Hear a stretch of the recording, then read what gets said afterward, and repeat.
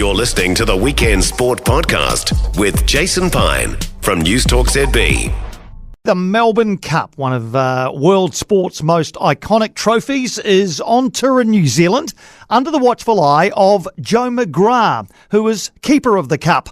Joe has responsibility for the 18-carat gold, 750,000 Australian dollar Melbourne Cup trophy whenever it goes on tour. He's the first person to hold this role and has been doing it since the tour started with the Melbourne Cup back in 2003. He stopped into the studio.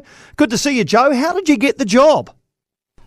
Well, Piney, probably lucky in many ways, and a few fortunate things happened, and someone actually said, we're going to take the trophy on the road. Would you like to have a chat about it on the road? So I did that back in 2003, Makybe Diva's first Melbourne Cup, and it was a resounding success, and since then I've managed the event, and look, it's been a labour of love, if you want to call it that, and you know, really privileged to hold the role. I want to talk a bit about travelling with such a prestigious and valuable piece of cargo. But does your association with racing go back a wee way? Yes, it does. My family, bookmaking, horse breeding, media. I even got a nephew who's now training at the moment. So yeah, look, I grew up with it, and I was the youngest of seven, and have a brother Jim, who was a race caller in Europe, and pretty much grew up with form guides and hearing the breakfast shows on a Saturday morning in the kitchen, and I sort of thought everyone lived this lifestyle. I thought until I went over to a few friends at school and realised that none of them turned on to the same thing. So I suppose it's from just being brought up with it. And yeah, look, we had a bit of success with horse breeding, and I suppose my family had a runner in the 1967 Melbourne Cup, which led about 150 metres from the post, Piney, and wow. Came from Dunedin. Was bred in Dunedin, down that way, and the Diddums bred the horse, and yeah, it was amazing. She was a mare that went on to stud and was a great producer, and I think that's where it bit me at about the age of 12 or 13, and I haven't been able to shake it since. Well, you sound like the perfect man to be the keeper of the cup. Interested in how the Melbourne Cup travels. What special requirements are there? What special measures are in place to assure that this, as I said before, precious piece of cargo is okay? Well, I suppose the obvious one would be to have security where we're doing public events and making sure that it's safe and looked after. But I suppose the flip side of all that, travelling it around, it's trying to be as nondescript as you can be. Don't draw any attention to yourself. It does need its own paperwork as it goes out of the country, so call it a passport, which needs to go through all the authorities and get stamped on the way out, stamped on the way back in. So I think, they're the sort of protocols, but certainly, wearing the gloves is a key moment, key protocol as well in terms of protecting the gold, because I mean it is 18-carat gold, and you sort of got to remind yourself it's the most precious metal on the planet, and it's gone through the roof, and now the trophy's worth 840,000 New Zealand dollars. So you've got to remind yourself just to keep it in good order. So you don't carry it onto the plane though, do you? It goes in the hold, does it? Or you don't? What are you not allowed to say? Are you not allowed to say? No. I would never do that. I'd never put it down the hold. I don't know if you've travelled lately, but your luggage could end up over the other side of the world. So yes. I don't know how I'd be about a Melbourne Cup going down the back of the plane. So we're fortunate that it is the size that it is. It's 38 centimetres tall, pretty compact, and it can travel as over head luggage, and it weighs 3.85 kilos. So all those specifications sort of fit in the with the airlines in taking overhead luggage. So let's just say we know where it is at all times, and it's not far from us as we travel. I feel like it should have its own seat, but then again, that would probably draw attention to it, wouldn't it? As you say, you kind of almost want it to be, a little bit nondescript. Sorry about all the travel questions, but do you put it through we have to put our bags through the scanner as we go through? Surely it gets an exemption from that. No, you just put it through I always love to see the security people that, because they see a lot of different items come through, and then when they see it, they stop, and then they look at it, and then it's got a 3D sort of scanner that can go all different angles, and then they look at you and they go, yep, it is, and most are just intrigued as to what the trophy represents, and because some parts of the world they've never heard of it, or never heard of, they may not be into horse racing necessarily, and but other places they just sail on through and next, it's it's sort of how it goes. But no, look, we always look after it and make sure that it's safe as we travel, and the easiest way to do that is make sure it's with you. Absolutely. Well, we all know it's the race that stops not just your nation but ours as well, the race that stops two nations. Why do you think, Joe, the Melbourne Cup is still so special, still so iconic in a very crowded sporting landscape now? Well, I think it's, horse racing goes back a long way in both Australia and New Zealand, and the first New Zealand bred horse goes back to 1883 with Martini Henry, and there's 44 New Zealand bred horses that have won the race. And you put in a few icons in there as like Farlap in 1930 and Carbine in 1890. There's strong history, and I think, I personally think from an Australian perspective, there's certain things that, part of your cultural identity.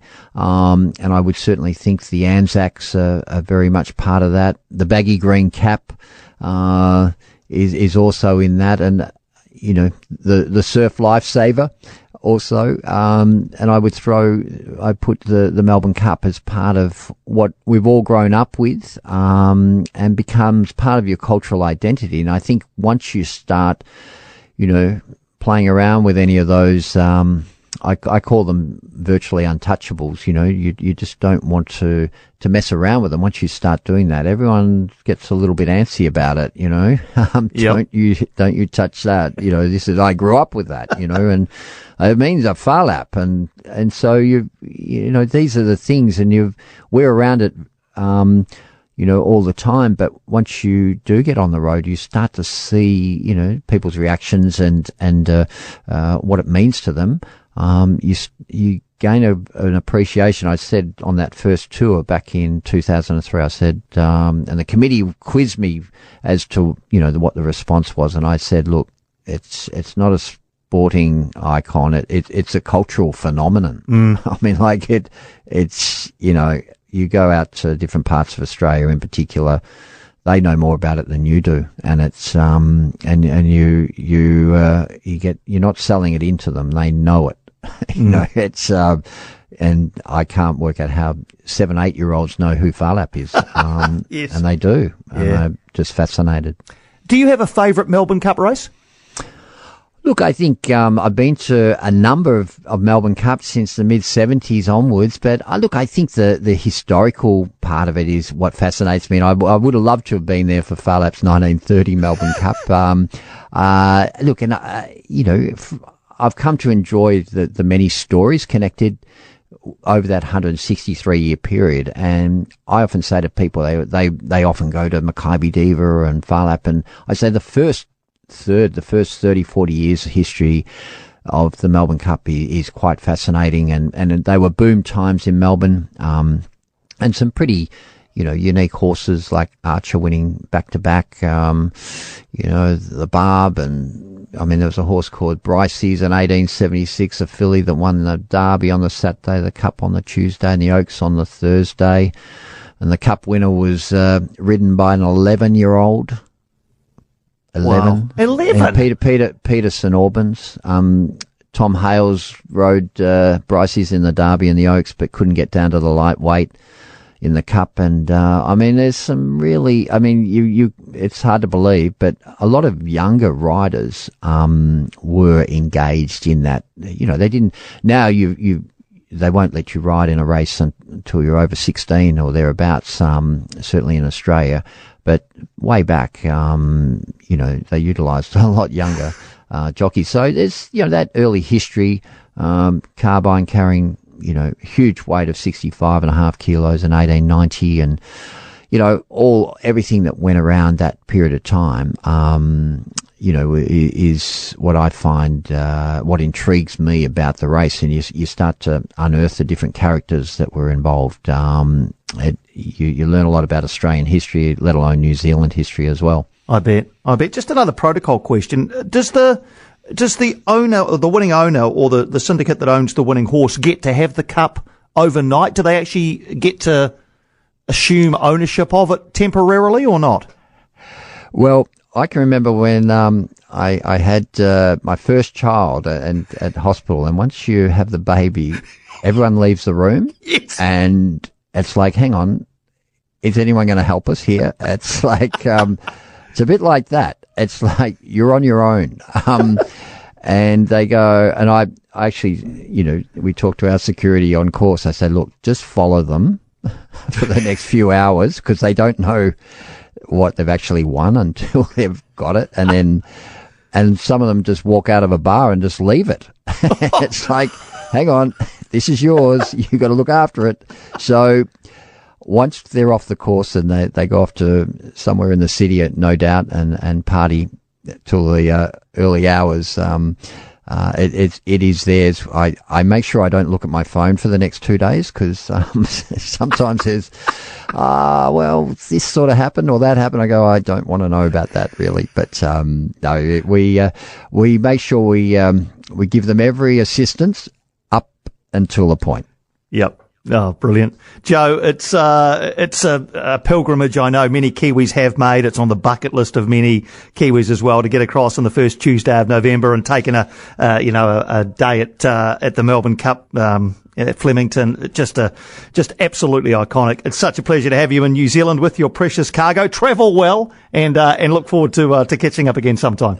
Thanks, Piney. And I think I should, shout out to Mark Twain, who is a leading light, and Maharajan, that are both looking like they'll head over to Flemington. So if anyone's interested, certainly follow them over. I'm sure they're going to give a good sight on that first Tuesday in November. Top man, Joe. Great to see you. Thanks for coming in. Thanks, Piney. Thanks, Joe. Joe McGrath, keeper of the Cup, the Melbourne Cup, no less.